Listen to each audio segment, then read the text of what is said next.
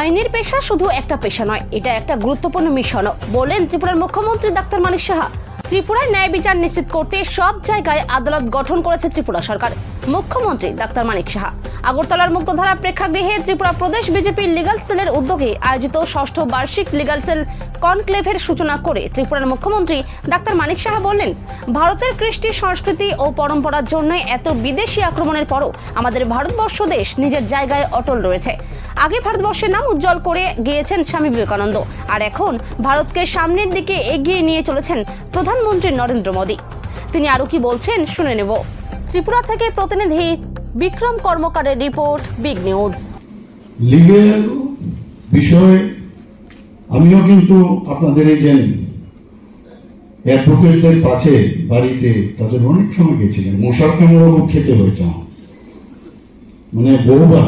আমি কিন্তু প্রচুর কেস করেছি, সুবলও জানে, আমার বন্ধুবর ডক্টর অশোক সিনহাও জানে।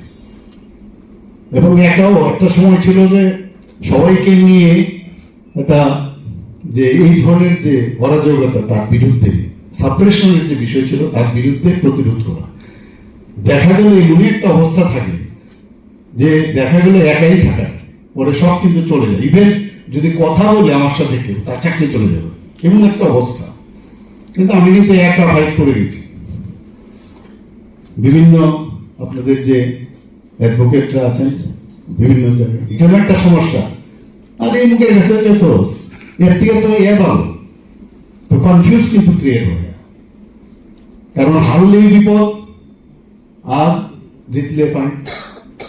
আমি অনেক অ্যাডভোকেটকে দেখি 100টা কেসের মধ্যে 1টা কেস খালি জিতলো, পত্রিকার মধ্যে কিন্তু ফলো প্রচার, এবং এগুলো লাইন থাকে অনেক নিউজ পেপারের কারোর সাথে। কিন্তু আমি একবার বসে বিশিষ্ট একজন, আমি নাম বলবো না, আমি গিয়ে বললাম, দেখুন আমরা তো ডাক্তারি করি, কিন্তু আমাদের কিন্তু 100টা কেসের মধ্যে যদি একটা খারাপ হয় তাহলে কিন্তু এই ডাক্তার খারাপ। আর আপনাদের বেলায় 100টার মধ্যে যদি একটা ভালো হয় তাহলে আপনি লার্নেড অ্যাডভোকেট, খুব নাম করা অ্যাডভোকেট। এইসব আমি ওনাকে জিজ্ঞেস করেছিলাম, ওইগুলো তো যেগুলো হেরেছেন এগুলো তো বলা উচিত আপনার। We are all respected. এবং কিছু কিছু জিনিস আমি এখানে লিখে নিয়ে এসেছি।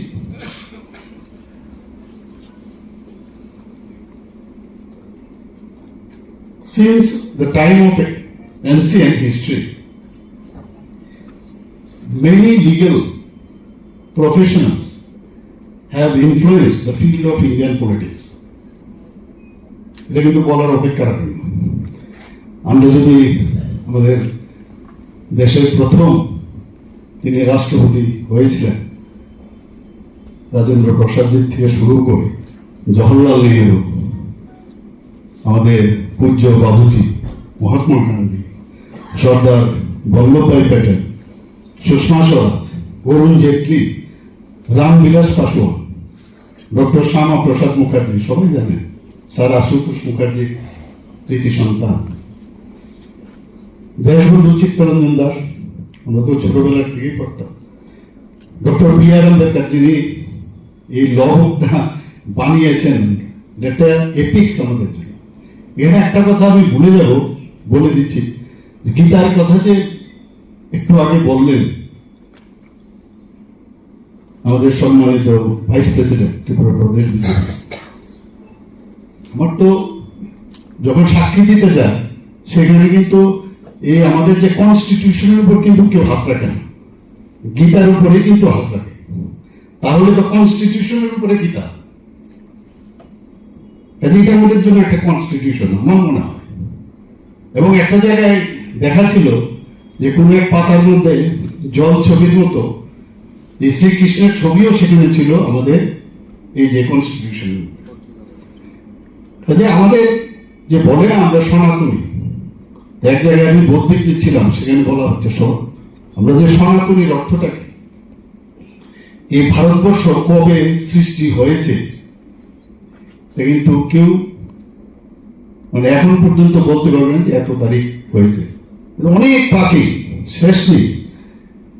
এবং অন্যান্য দেশে বহু জায়গায় আচ্ছা গ্রিস সভ্যতায় বলুন, বিভিন্ন জায়গায় যে সভ্যতা আছে, ইজিপ্ট সভ্যতা বলুন, এগুলো মিউজিয়ামে কিন্তু চলে গেছে। আমরা মিউজিয়ামে গিয়ে দেখি এদের সভ্যতা কি ছিল, কিন্তু ভারতবর্ষের সভ্যতা এতগুলো মানে বিদেশি আক্রমণ, মোগলদের আক্রমণ এত বছর, আমাদের যে ব্রিটিশ, তারপরে কিন্তু ভারতের জায়গায় রয়েছে। এটা একমাত্র সম্ভব হয়েছে যে ভারতের যে কৃষ্টি সংস্কৃতি এবং তার যে পরম্পরা, সেটা আমরা হারিয়ে দিতে যাই।